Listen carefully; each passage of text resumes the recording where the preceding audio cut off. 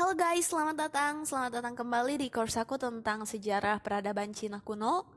Lesson kita saat ini bakalan lebih fokus ke materi tentang ilmu pengetahuan dan teknologi pada peradaban Cina kuno, yang mana merupakan lanjutan dari lesson-lesson aku sebelumnya tentang sejarah dari peradaban Cina kuno ini.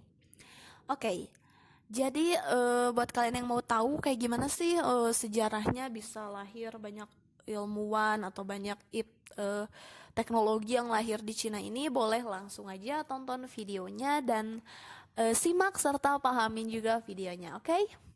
Yap, jadi eh, opening secara keseluruhan itu eh, perkembangan pengetahuan Cina itu lebih cepat terjadi beberapa ribu tahun sebelum Masehi.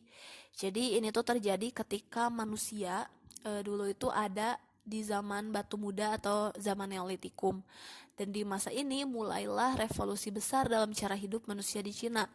Jadi di zaman itu manusia itu mulai mengenal pertanian, mengenal kehidupan bermukim, membangun rumah, mengawetkan makanan, mulai irigasi dan mulai berternak hewan.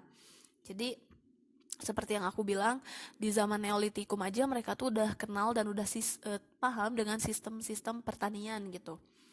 Dan di masa itu masyarakat Tiongkok kuno juga udah mengenal tulisan di abad ke-1500 sebelum Masehi. Jadi di zaman itu mereka itu menulis di atas kulit penyu atau bambu. Dan awalnya juga huruf yang dibuat itu sederhana gitu, cuma satu lambang untuk satu pengertian gitu. Tapi di masa itu udah ada kemampuan menulis, membaca, dan berhitung. Dan dengan adanya kemampuan menulis, beberapa peristiwa pun akhirnya bisa dicatat dan dibaca oleh orang lain sehingga akan lebih cepat disebarkan gitu.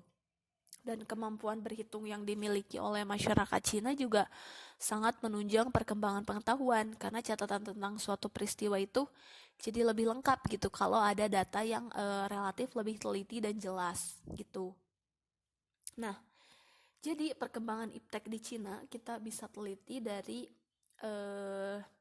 sebelum-sebelumnya ya, zaman sebelumnya gitu. Jadi Cina itu di masa yang lebih maju udah mengenal ilmu astronomi, ilmu astrologi, teknologi pembuatan berbagai macam barang keramik, serta teknologi pembuatan kain sutra.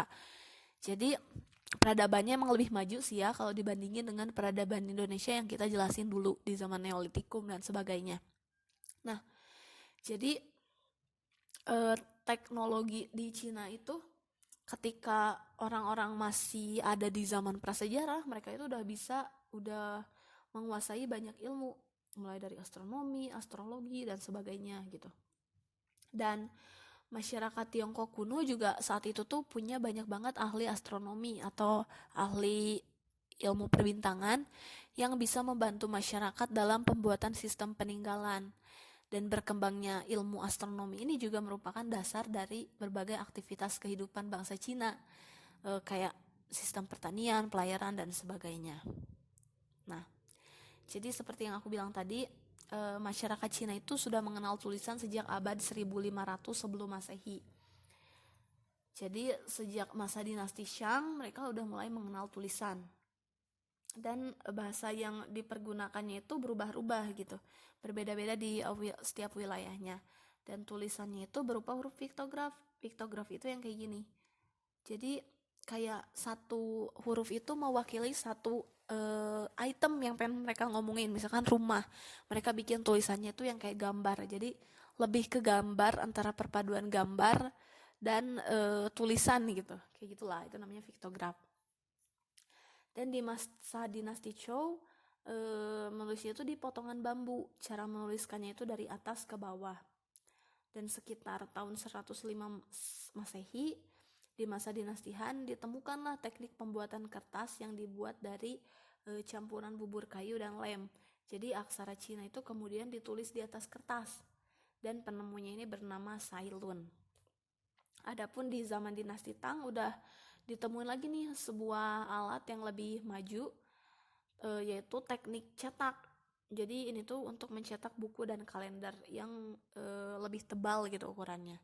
Jadi awalnya mereka menulis dari potongan bambu, terus ditemukanlah nih teknik pembuatan kertas, akhirnya mereka menulis di kertas, dan akhirnya ada lagi ditemukan teknik cetak, lebih maju lagi, akhirnya mereka menulis di atas buku gitu.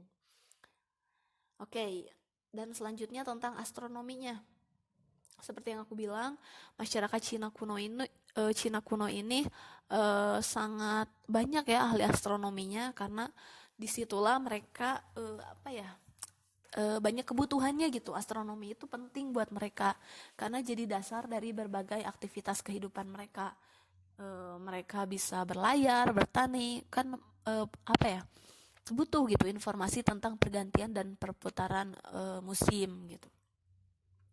Jadi di saat itu ilmu astronomi itu digunakan untuk menentukan penanggalan yang didasarkan pada peredaran bulan, terus juga untuk meramal masa depan manusia dan masa depan negara, terus juga untuk mengetahui saat terjadinya gerhana matahari dan bulan, serta mengetahui perputaran atau pergantian musim yang erat hubungannya dengan kehidupan masyarakat nih, kayak tadi pertanian atau pelayaran. Nah, jadi selain itu, kalau untuk teknologi kedokteran ya, bangsa Cina juga udah menemukan berbagai bentuk pengobatan dengan menggunakan tusuk jarum, akupuntur. Jadi akupuntur ini yang terkenal di Cina telah ditemukan beberapa abad sebelum Masehi.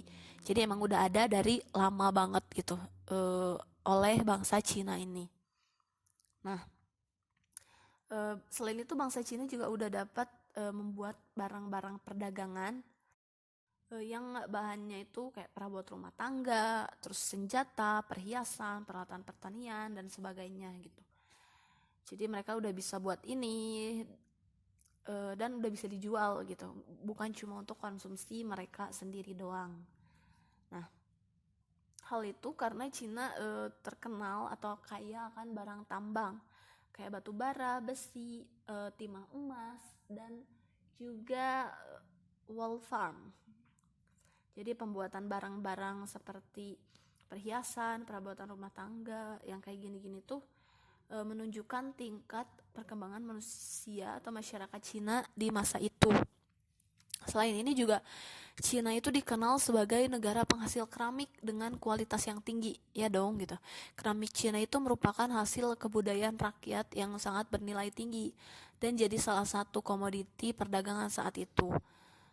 Kayak gitu. Jadi rakyat itu menganggap kalau kaisar atau raja itu merupakan penjelmaan dewa, sehingga istana yang dibangun untuk rakyat untuk raja itu dibuat dengan indah, dan makanya si keramik yang dibuat di Cina pun terkenal bagusnya dan bahkan diminati gitu. Banyak banget negara-negara atau warga-warga yang minat keramik buatan Cina ini gitu.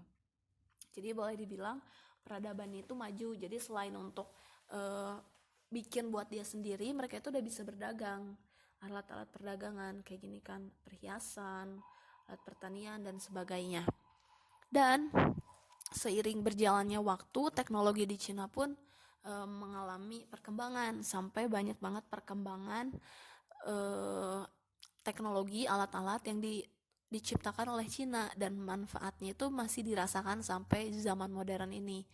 Beberapa alat nih yang diciptakan di Cina itu kayak roket, seismograf dibuat di Cina juga, jam, terus juga kompas, bubuk mesiu, kertas, pasta, gerobak tangan, alkohol, layangan, sutra, banyak banget itu dibuat di Cina gitu. Jadi itulah dia beberapa ilmu pengetahuan dan teknologi yang ada di peradaban Cina kuno ini.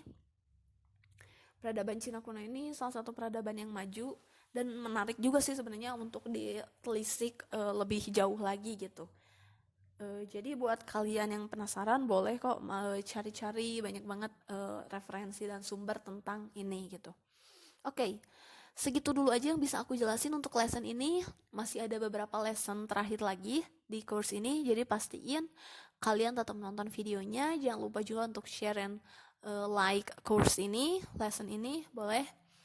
Dan sampai jumpa di video berikutnya. Oke, bye-bye.